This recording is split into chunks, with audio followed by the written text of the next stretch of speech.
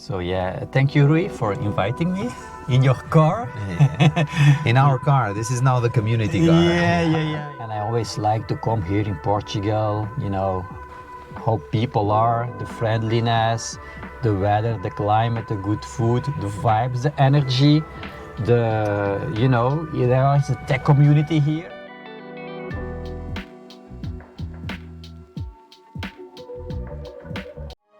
Lead with vision, inspire with innovation. Enter the genius inside.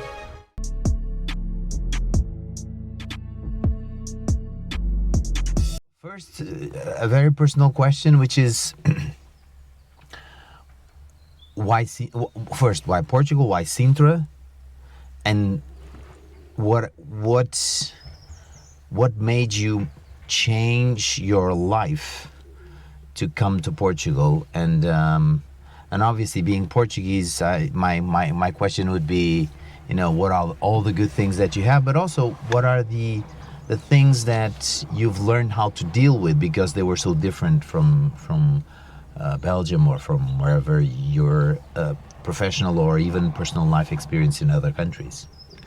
So yeah, thank you, Rui, for inviting me in your car. In our car. This is now the community car. Yeah. Here in Sintra, nice weather. Yeah, actually, of course, moving to Portugal from Belgium was a big step, but I came 4 years. I always came to the Web Summit in Lisbon, and I always like to come here in Portugal, how people are, the friendliness, the weather, the climate, the good food, the vibes, the energy, there is a tech community here. I'm into Web3, into AI. I always like to come here and find my community, which I found less in Belgium. And so I had it in my mind, I want to go to Portugal one day. And then it happened. Friends of ours, they said, we are in Portugal, they are expats, not so far from here actually, in Quejas. And then there was like this fiscal program that was going to end. And I said, let's check it out and let's just now, come here, not only for this fiscal program, but that was just the reason for me to go out of Belgium. We pay a lot of taxes in Belgium, and then furtherly, to find my community here. And why Sintra? Because, we went to see different places, and just here in Sintra, I love the nature, we love the beaches, we love you hear the birds here in the car. I love the good energy. And also with my girlfriend, we were discussing, she likes to go hiking, and I like the beaches. So it was like a good balance in between.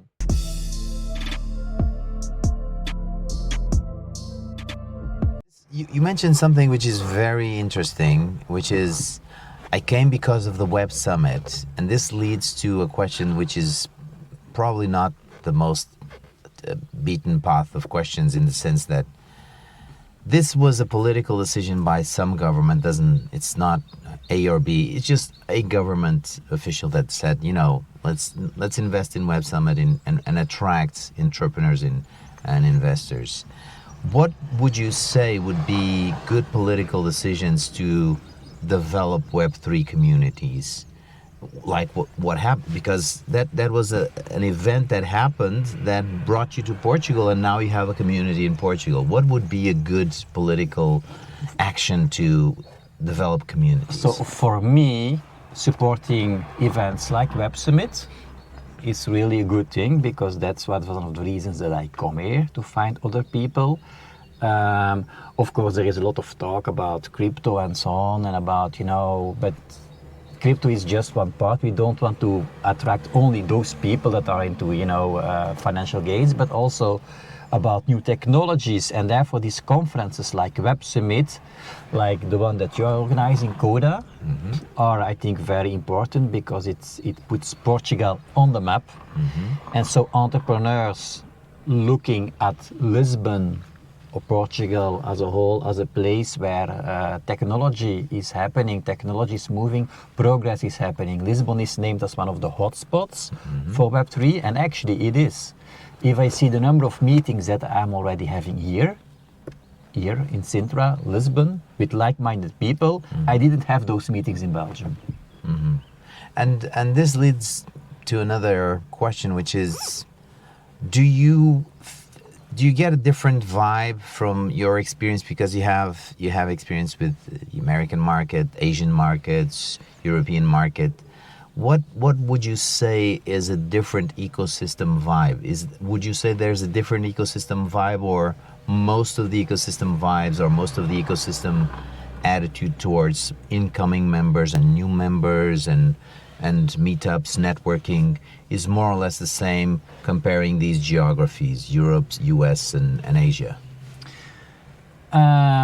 So yes, I have an audience in Asia, but I have not been there yet. As you know, as you maybe know, Rio Digital, the Rio coins from Japan, they are supporting me.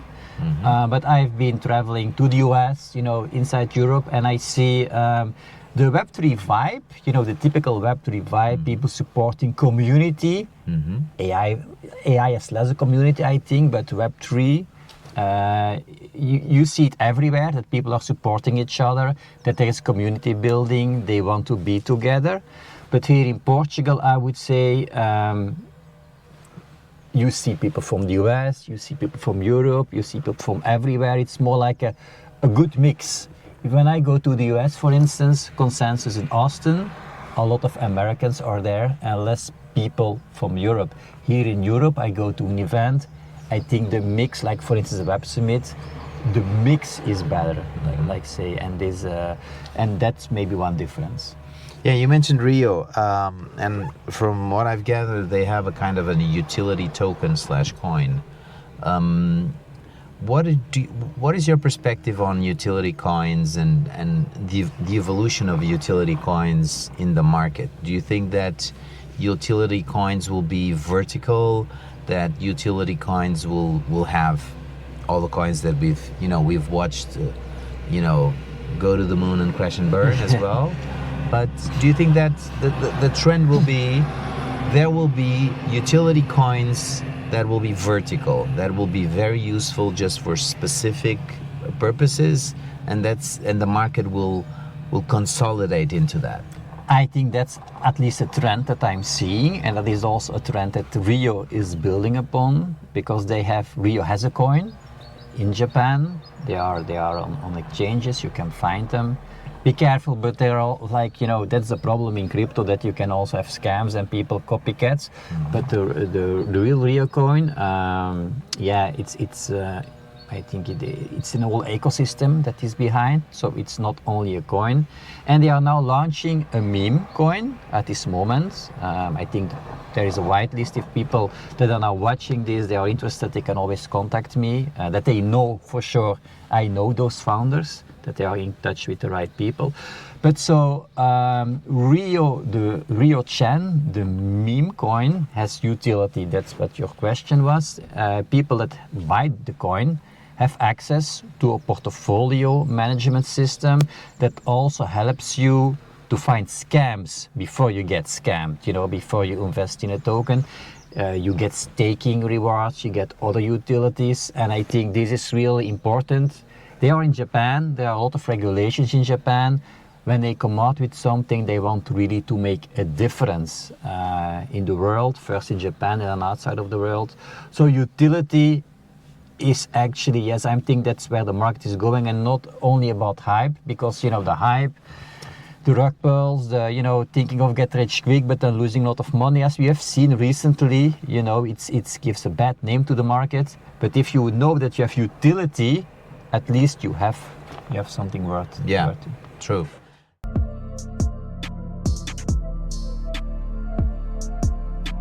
Let's move into off digital or more analogical.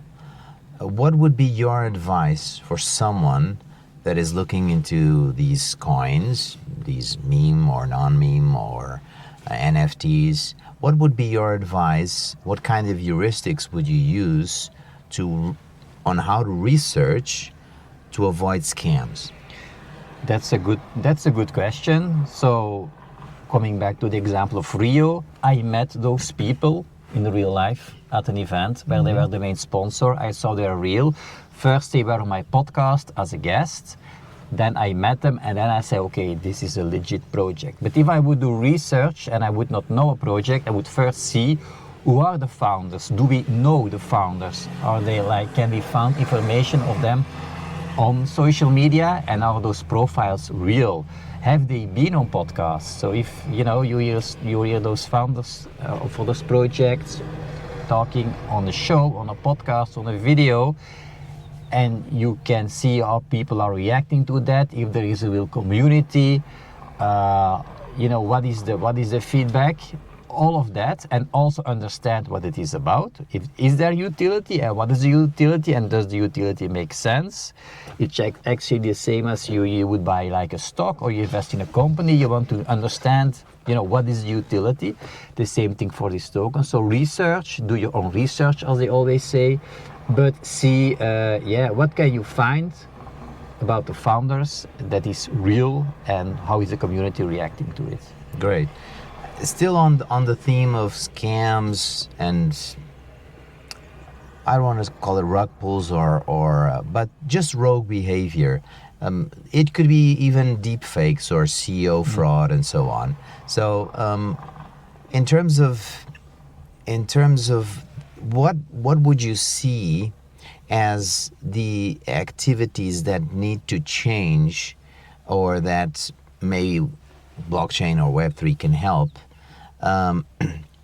to avoid deepfakes or to prevent deepfakes? Do you think that blockchain as a immutable ledger to certify that certain media can be published, would that be helpful? Do you think that we're still too far there, the technology is not there yet? Have you seen any projects that are worth considering? Projects are being built. They are not finished yet. So actually all these technologies, AI, Web3, blockchain, virtual worlds and so on, all of those are emerging. And indeed, AI is very powerful. As you mentioned, deepfakes, as you mentioned, for analysis, for content creation, for automation. Also, spammers and scammers are using this technology. But on blockchain, we know the advantages of blockchain can prove that it is true what you see, because it's on the blockchain. And so I think the convergence of blockchain and AI can really be something really powerful in every way, actually. I think we can go really far in discussing this, but I think we are not there yet, but I see a lot of potential in the combination of blockchain, the power of blockchain, it's immutable, and AI, which is then very.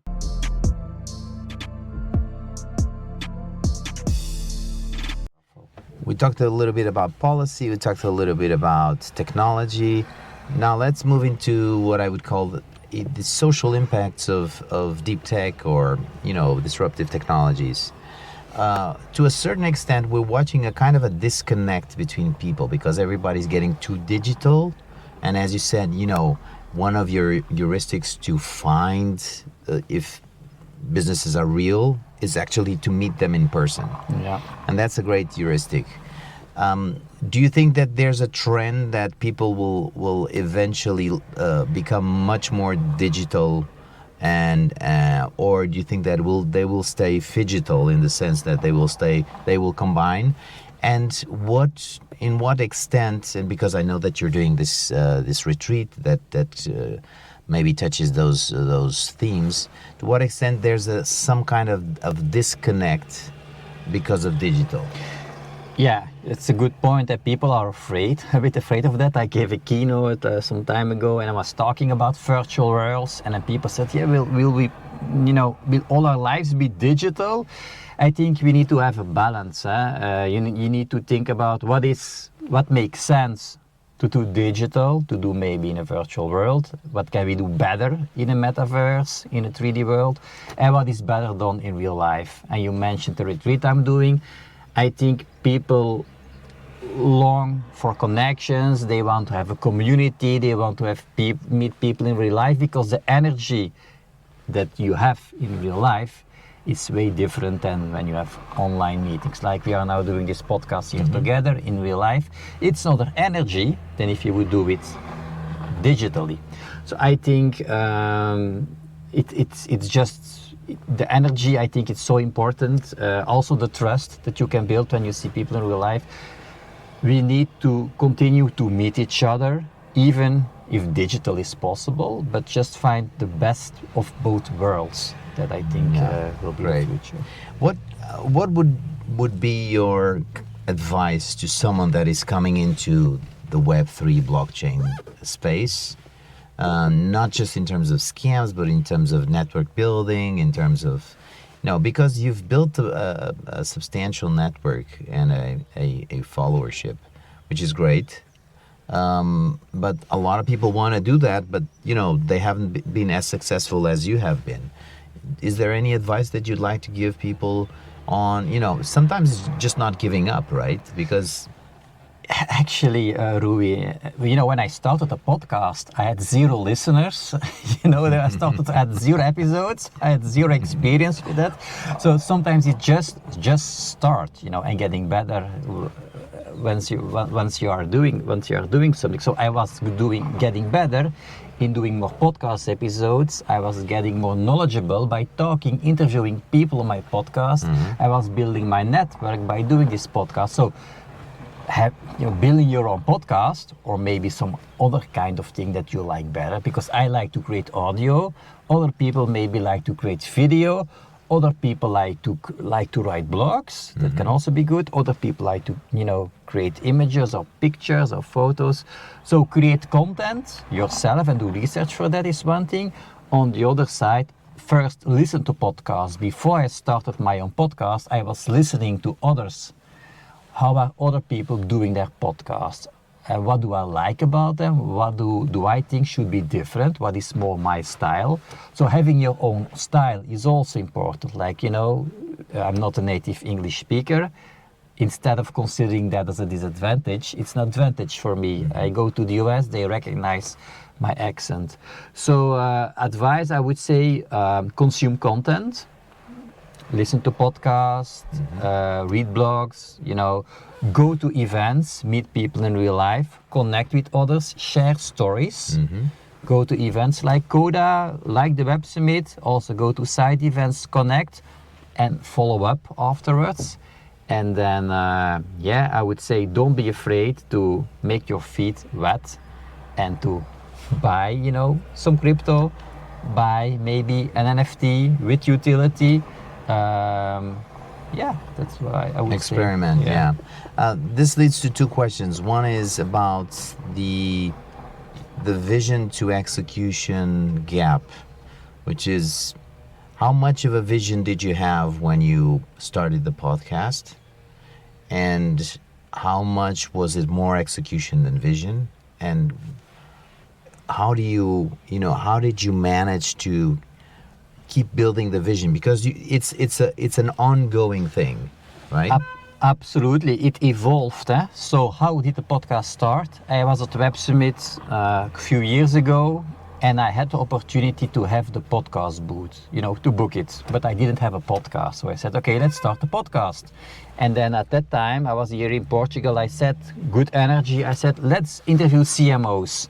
So the vision was to interview CMOs about marketing strategies. And I started that way. Then to make the podcast grow and find more guests, I went a bit broader around digital marketing, because a podcast at the time for me, it was an investment in time. But by doing that, I was also building my network. And then I took the decision, okay, let's now niche down on Web3 and AI. And then, since I started doing that, the podcast has grown. I got to know more people. I got to get people on my podcast that I would maybe normally not talk to if I would reach out to them, because, famous figures in Web3, they get a lot of messages. But now I am at the point that they reach out to me. So the vision is still, educating, inspiring people about Web3 and AI while building my network in there and while, be able to create an impact. Yeah.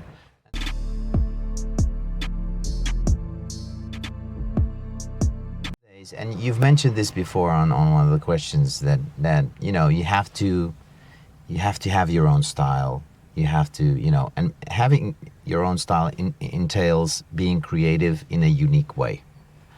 The thing is that nowadays with AI, everybody, even if they lack creativity, they can generate a lot of creativity. Do you have any advice on how to hone in on your own specific uniqueness? What, let's call it your genius inside, because this the video cast that we do is actually the genius inside. Yeah. It's mostly about finding something unique and share it with the world.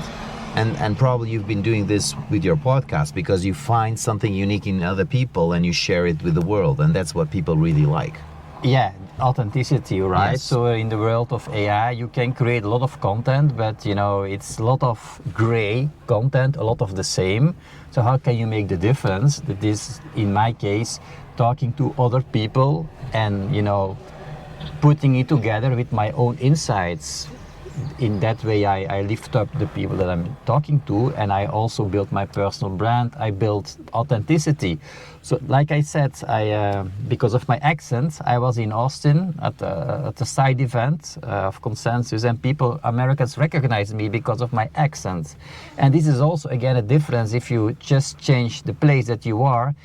In Belgium, I must say, people probably, oh, he's a Belgian, he's normal, he's like us. Even they would say you speak English with a Belgian accent. If I go to the US, I'm like, oh, this guy speaks 4 and now almost 5 languages. And so they recognize me. So authenticity, not being perfect, just being me, Joeri, the energy that I have, that's something that helped me. And of course, the creative aspects is then, depending on the kind of person that you are, you need to know your own strengths. And based on the strengths or the type of person you are you more creative? Are you more analytic? Are you having a specific interest, maybe in building communities or something else? Within that, and then it really makes you unique and authentic and yourself.